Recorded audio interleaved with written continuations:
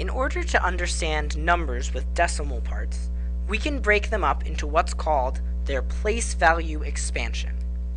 So if we have a big number, like this one here, 6832915, we can write it out in its place value expansion as we see in the space below.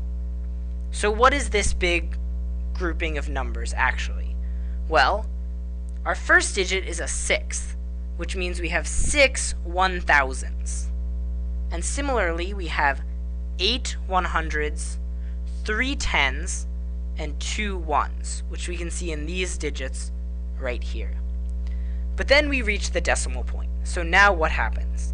Well, we have 9 0.1s, and 0.1 is the same as 1/10. So we say 9 times 1/10, which is this digit. And similarly, we have 1 times 1 over 100, and 5 times 1 over 1,000. And if you were to multiply and add all these numbers together, you would end up with the same number we started with. But the useful thing about this notation is it clearly shows us which digit is in which place. So what do we call these places?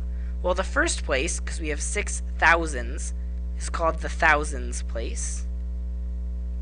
The next one is called the hundreds place.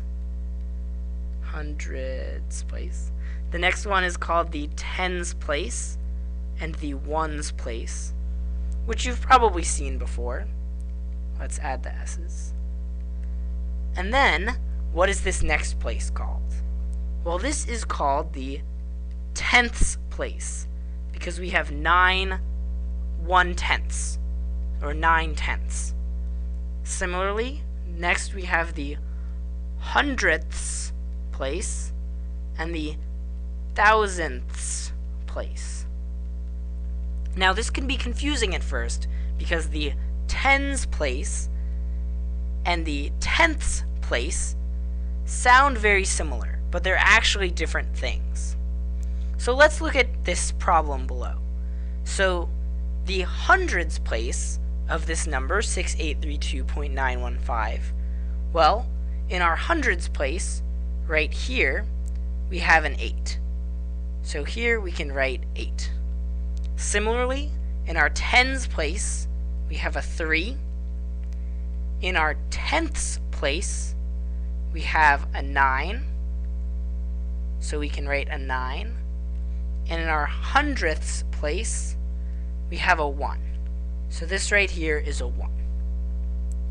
With this as a guide, try to solve the rest of the problems on the worksheet.